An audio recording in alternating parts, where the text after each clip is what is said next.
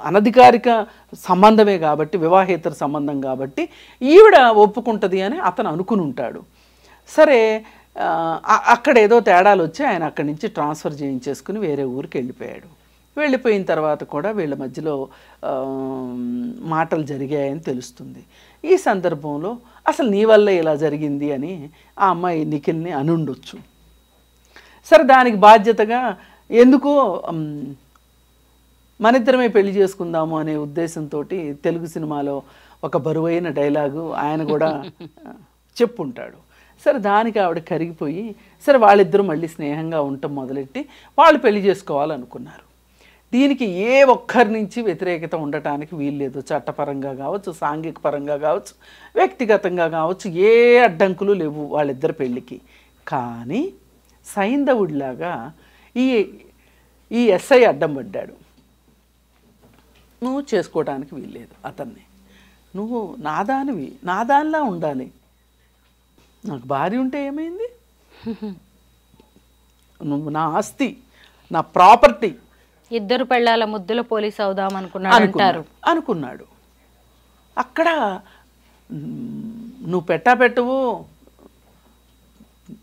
పెట్టేవాళ్ళని పెట్టనివ్వవు ఏంటి అనే ఉద్దేశంతో ఆవిడ అమ్మ పెట్టదో అడుక్కు తిననివ్వదు అన్నట్లు చేసేసాడు ఇతను.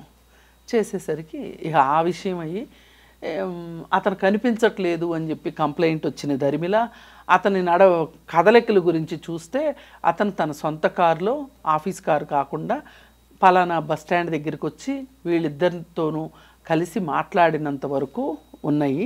ఆ తర్వాత వీళ్ళు చెరువుగట్టు దగ్గరికి రావటము, అక్కడ చెప్పులు అవి అక్కడ విడిచి, ఫోను అవి విడిచి వీళ్ళు వాగ్వాదం జరిగినట్లు ఆనవాళ్ళు కనిపిస్తుంది అని అంటున్నారు. అయితే ఆవిడ ఆవేశంతో చెరువులో దూకితే ఆమెను రక్షించటానికి వీళ్ళు కూడా దూకారా, లేకపోతే కట్టగట్టుకునే వీళ్ళు దూకారా అనేది మనకి తెలీదు. ఏది ఏమైనప్పటికీ కూడా రేపు పోస్ట్ మార్టం రిపోర్ట్ వచ్చే వరకు ఇంకొంతమంది ఊహాగానాలు ఏం చేస్తున్నారంటే వాళ్ళకి చాలా దెబ్బలు ఉన్నాయంట, ఇంకెవరన్నా చంపి పడేశారా, ఏదైనా ఇంకొక 4 రోజులు ఆగితే అటాప్సీ రిపోర్ట్ వస్తుంది, దానిలో తెలుస్తుంది. అది ప్రధానం కాదు. ఇక్కడ ప్రధానమైంది ఏంటి అంటే ఒక చట్టం తెలిసిన మనుషులు ఇద్దరు పోలీస్ స్టేషన్లో పనిచేస్తున్నాడంటే నిఖిల్కి కూడా చట్టాలు తెలిసి ఉండొచ్చు. చట్టాలు తెలిసిన ముగ్గురు ఇలా అపసవ్య మార్గంలో వెళ్ళి ఇలా జీవితాలని అంధకారంలోకి, చనిపోయిన వాళ్ళు బాగానే ఉంటారు, వాళ్ళకి ఏం తెలుసు చెప్పండి, చనిపోయాక ఏం తెలుస్తుంది, ఏం తెలీదు. ముగ్గురు బాగా చదువుకున్న వాళ్ళు, బాధ్యతాయుతమైన ఉద్యోగాల్లో ఉన్నవాళ్ళు, సమాజానికి ఎంతో చెప్పాల్సిన వాళ్ళు, వాళ్ళే ఇంకా తమ సమస్యను తాము పరిష్కరించుకోలేక మిగతా వాళ్ళకి ఏం చెప్పలేక సూసైడే శరణ్యం అనుకున్నారంటే అసలు ఇది కరెక్టేనా? అసలు ఇప్పుడు ఇది శరణ్యం అనుకోవటం కాదండి. మామూలుగా ఒకసారి గాంధీజీని ఒక తల్లి కొడుకు వచ్చి కలిశారు. తల్లి చెప్పింది, పిల్లవాడు చక్కెర తింటున్నాడు, వద్దంటే వినట్లేదు, అదే బెల్లం తింటున్నాడు, అదే కావాలని మారాన్ చేస్తున్నాడు అంటే ఒక వారం ఆగి రమ్మని చెప్పారు ఆయన.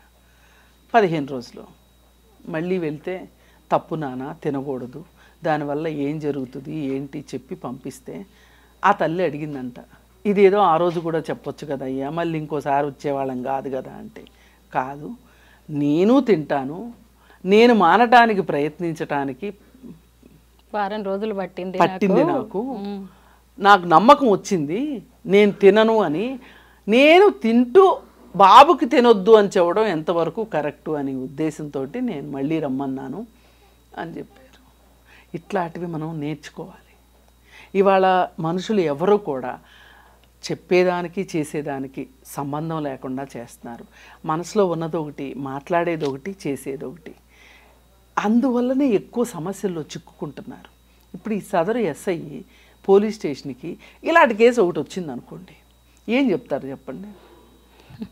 ఏమని చెప్తాడు? వృత్తిలో భాగంగా అబ్బబ్బబ్బా అట్లా చేయకూడదు, చేస్తే కుదరదు, అది ఇది అని చెప్తారు. ఈలోపు ఇంకొకడు ఎవడో వచ్చి పక్కన, అది కాదయ్యా, సుప్రీంకోర్టే చెప్పింది వివాహేతర సంబంధాలు తప్పు కాదని. తుస్సు. ఇవాళ పోలీస్ స్టేషన్లో పోలీసుల పరిస్థితి ఎంత హాయిగా ఉందంటే, ఇదివరకు ఏ భార్య అన్న వచ్చి మా భర్త ఇట్లా చేస్తున్నాడంటే వాడిని పిలిచి 4 చివాట్లు పెట్టి వీలైతే 2 పీకి ఏదో మంచి చెడు చెప్పి పంపించేవాళ్ళు. ఈ మధ్యకాలంలో ఈ 2017లోనో 18లోనో ఆ గొప్ప తీర్పు వచ్చిన దగ్గర నుంచి అందరికీ పని తగ్గిపోయింది. ఎవరూ చెప్పాలని అనుకోవట్లా. కానీ ఆ తీర్పులో ఇంకా చాలా ఉన్నాయి. అవి వదిలేసి కన్వీనియంట్ అయిందే పట్టుకుంటున్నారు మన వాళ్ళు.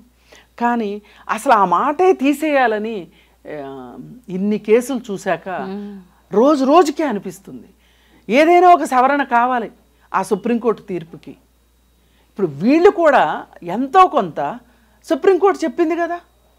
ఇప్పుడు మగవాళ్ళకి ఎంత అవకాశం అంటే అండి, ఈ చట్టం ఏ భార్య అయినా భర్తను ప్రశ్నిస్తే నీకు నచ్చట్లేదు కదా విడాకులు తీసుకో అంటే, విడాకులు తీసుకోవడానిక పెళ్లి చేసుకుంది? ఎంత ఈజీగా మాట్లాడేస్తున్నారో నిజంగా. విడాకులు తీసుకోవడానిక పెళ్ళిళ్ళు చేసుకుంటుంది? నీకు బోళ్ళు కట్నం ఇచ్చి చదువుకుని ఉద్యోగాలు చేస్తుంటే ఉద్యోగాలు మానుకుని నీతో పిల్లల్ని కానీ ఇప్పుడు రేపు పొద్దు నుంచి ఆమెను సెకండ్ హ్యాండ్ అంటారు. అవును, నీకున్న అవకాశాలు మహిళకు ఉంటాయా? మరి అసలు చట్టాలను ఇలాంటి తీర్పులు ఇచ్చిన సుప్రీంకోర్టు వాళ్ళని ఏమనాలి అసలు? నిజమే, మహిళ భార్య గురించి నిజంగా ఆలోచించట్లేదు. ఈ రోజు కూడా మళ్ళీ అలాంటి తీర్పే వచ్చింది వేరే కేసులో కూడా అదే తీర్పు వచ్చింది. ఇది ఎంత కుటుంబాలను నాశనం చేస్తుంది. ఈ మాత్రానికి పెళ్లిళ్ళు చేసుకోవడం ఎందుకు అనుకోరు? అసలు వివాహ వ్యవస్థ ఏమవ్వాలని? కరెక్టే. సహజీవనం తప్పు కాదంటున్నారు, సహజీవనం వివాహేతర సంబంధాలు తప్పు కాదంటున్నారు, రేప్ కేసులు పెట్టద్దంటున్నారు. మరి ఎట్లా అసలు ఇట్లా? ఇప్పుడు ఈ అమ్మాయి పరిస్థితి, ఆ భార్య పరిస్థితి ఏంటి చెప్పండి? ఒకవేళ ఇది జరగకుండా ఆమె గనక ఏ పోలీస్ స్టేషన్ కన్నా వెళ్ళింది అనుకోండి, ఏం బ్రెయిన్ వాష్ చేసి పంపిస్తారా ఆవిడకి? సర్దుకుపో, ఎక్కువ మాట్లాడకు, మాట్లాడితే నిన్నే విడాకులకు కేసు వేయమంటారు, అప్పుడు నీకు భరణం కూడా రాదు. నిజమే, ఆడవాళ్ళని ఇలాగే చేస్తారు. ఇలా అడకత్తర్లో పోక చెక్కలాగా చేసేస్తున్నారు, ఆడుకుంటున్నారు ఒక రకంగా. అందుకోసం ఏంటి అంటే, ఇలా వివాహేతర సంబంధాల్లోకి వెళ్ళేవాళ్ళు, ఆడవాళ్ళు కావచ్చు మగవాళ్ళు కావచ్చు, ఎవరైనా సరే వాళ్ళ కుటుంబాల్లో వాళ్ళ చేతులతో వాళ్ళు నిప్పులు పోసుకున్నట్లు. ఇప్పుడు ఇతనికి గనక ఈ ఇగో లేకపోయినట్లయితే, నువ్వు ఎప్పటికైనా నాదానివి అనే మాట గనక అనకుండా ఉండున్నట్లయితే, అతని కుటుంబంతో అతను పైగా అతని దుర్మార్గం చూడండి. అటువైపు ట్రాన్స్ఫర్ చేయించుకుని వెళ్ళిన తర్వాత అక్కడ భార్యతో చక్కగా కాపురం చేసుకున్నాడు, మళ్ళీ బిడ్డను కనబోతున్నాడు, కానీ మళ్ళీ ఈ అమ్మాయి కావాలి. అవును, ఈ అమ్మాయి మళ్ళీ అతన్ని పెళ్లి చేసుకోకూడదు, ఇష్టపడకూడదు, వాళ్ళిద్దరికి మళ్ళీ ఇంకో జీవితం ఉండకూడదు. ఎంత స్వార్థం అసలు! ఈ కేసు అండి జానీ మాస్టర్ కేసుతో కంపేర్ చేయొచ్చు. జానీ మాస్టర్ కేసు కూడా ఇంతే. ఆ అమ్మాయి దోమన అమ్మాయి బతుకుతుంది, మంచో చెడో పాత విషయాలన్నీ వదిలేసేసి ఆ అమ్మాయి సీరియస్గా, ఆ అమ్మాయి ప్రొఫెషనల్, ఆ అమ్మాయి బతుకుతుంటే వెళ్ళి నువ్వు ఈ పుష్ప సినిమా సెట్లోనే వెళ్ళి కొట్టింది అమ్మాయిని. అందుకే కేసు అయింది, లేకపోతే అసలు అమ్మాయి కేసు పెట్టేది కాదు. అంతకుముందు మానసికంగా హింసించాడు, శారీరకంగా వేధించాడు, ఫైనాన్షియల్గా తనదే పెత్తనం చేసుకున్నాడు. ఇన్ని చేసినా కానీ ఆ అమ్మాయి నోరు మూసుకుని ఉండి ఆ తర్వాత ఏదో భార్యాభర్తల మధ్యలో జరిగిన ఒప్పందాల్లో భాగంగా నువ్వు ఆ సంబంధాన్ని వదులుకోవాలి అంటే జానీ మాస్టర్ వదులుకున్నాడు, హ్యాపీగా కుటుంబంతో చిల్లైపోతున్నాడు, బాగానే ఉన్నాడు హ్యాపీగా. ఆవిడ కాళ్ళకి దండాలు కూడా పెట్టేశాడు ఒకసారి ఒక స్టేజ్ ప్రోగ్రాంలో భార్యకి, దేవతలాగా. అన్నీ బాగానే ఉన్నాయి. మరి ఇంత బాగున్నప్పుడు నువ్వు మళ్ళీ ఆ అమ్మాయి దగ్గరికి వెళ్ళాల్సిన అవసరం ఏంటి? వెళ్ళి అమ్మాయిని కొట్టబట్టే కదా అమ్మాయి ఇంకా విసిగిపోయి ఇంకా వేరే మార్గం లేక పోలీసులను ఆశ్రయించింది. ఈ మొన్నటిదాకా ఏం మాట్లాడారు పెయిడ్ ఆర్టిస్టులు కొంతమంది, అమ్మాయే కదా ఇష్టంగా ఉంది, ఆ అమ్మాయే కదా ఒక అత్యాచారం చేసిన వ్యక్తితో అంత సంతోషంగా ఎలా ఉంటుంది, ఇలాంటి 100 లా పాయింట్లు లాగారు. ఇప్పుడు వేధింపులు నిజమే అని చెప్పి ఛార్జ్ షీట్ వేశారు. ఇప్పుడు చెప్పండి వచ్చి ఏం చెప్తారు? అందుకని ఈ అహంకారమే, ఈ అహమే మనుషుల్ని దెబ్బతీస్తుంది. ఎంతటి వాళ్ళైనా చట్టం ముందో, న్యాయం ముందో, ధర్మం ముందో, నైతికత ముందో తల వంచాల్సిందే ఎవరైనా సరే. ఎవరు ఇక్కడ హీరోలు కాదు. అవసరమైతే పరిస్థితులు అడ్డం తిరిగితే అందరూ జీరోలే. అలా ఆలోచించిన వాళ్ళు చాలా సుఖంగా ఉంటారు. నిజమే మేడం. ఈ ఈ ఈ అహంకారం కనుక లేకపోతే ఈ ఇద్దరు జీవితాలు ఇలా అయ్యేవి కాదు. కాకపోతే వాళ్ళు బతికున్నారు, వీళ్ళు చచ్చిపోయారు, అంతే తేడా. కానీ ఇప్పుడు భార్య మీద కూడా ఉంది కేసు. జానీ మాస్టర్ విషయం ఆమె చేయాల్సింది ఆమె చేసింది. ఆమె చేసి పైగా డబ్బులు ఉన్నాయి కదా అని చెప్పి మీడియా ఛానల్స్కి కొని ఆ అమ్మాయి చెడ్డతనం గురించి పుంకాలుగా చెప్పించారు. ఎంత చెప్పినా ఎంత చేసినా నిజం నిప్పు లాంటిది. ఆ అమ్మాయి దగ్గర ఆధారాలు ఉన్నాయి, చూపించింది. ఎంత హెరాస్ చేశారు. ఏదో ఒకరోజు అయ్యగారు ఎప్పుడో ఒకరోజు ఏదో మత్తులో బాంబేలో ఆ రోజు హోటల్లో అని కథ మొదలెట్టుంటాడు. అదే అమ్మాయి చక్కగా రికార్డ్ చేసి ఉంటుంది.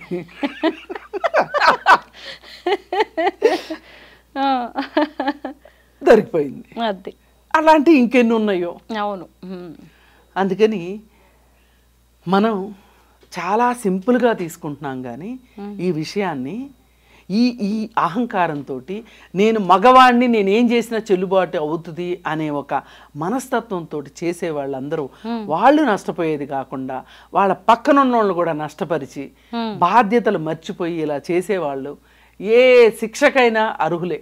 వాళ్ళ అతను చనిపోయి బతికుండి కేసు పడి ఉంటే గనక బ్రహ్మాండంగా ఉండేది. అసలు ఇలాంటివి చూసి ఎవరైనా బుద్ధి తెచ్చుకోమని చెప్పదలుచు. కేసుల వరకు వెళ్ళలేక ఇలాగా నరకం వరకు ఎక్కడికో వెళ్ళిపోయారు. అసలు చచ్చిపోయిన వాళ్ళ గురించి కూడా నిజంగా నెగిటివ్ గా మాట్లాడాల్సిన అవసరం లేదు. బట్ సూసైడ్ వాళ్ళు చేసిన తప్పులు ఎక్కడికి పోతాయి? ఇప్పుడు చనిపోయినంత మాత్రాన తప్పులన్నీ చెప్పారు సొసైటీకి. వీళ్ళు ఇప్పుడు ఏం మెసేజ్ ఇస్తారు చెప్పండి? ఒక బాధ్యత గల ఉద్యోగస్తులు బతికి కనీసం చేసిన తప్పుని సరిదిద్దుకున్నా బాగుండేది. పైగా వీళ్ళందరూ కూడా చూస్తే చాలా పేదరికం నుంచి వచ్చిన వాళ్ళ కష్టపడే ఉద్యోగాలు సంపాదించుకొని తినే టైంకి ఇవన్నీ ఏంటి? అసలు వాళ్ళ గవర్నమెంట్ ఉద్యోగం దొరకటం ఎంత కష్టంగా, అక్కడ కానిస్టేబుల్ ఉద్యోగం అయినా సరే. నిజమే. అందుకని ఇలాంటివి చూసైనా సరే కనువిప్పు కలగాలని చెప్పి నేను నిజమే మేడం. వివాహేతర సంబంధాలు ఎప్పుడూ విషాదంతాలే. అసలు ఇలాంటి వాటి వల్ల పెద్దగా ఒరిగేదేమీ ఉండదు. బట్ మీ ముగ్గురి కారణాలు ఏమైనా అయ్యుండొచ్చు. చనిపోకుండా ఉండాల్సింది. సమాజానికి ఇంకో రకంగా వాళ్ళ జీవితాలని మార్చుకొని చూపించాల్సింది. Thank you so much madam. Thank you.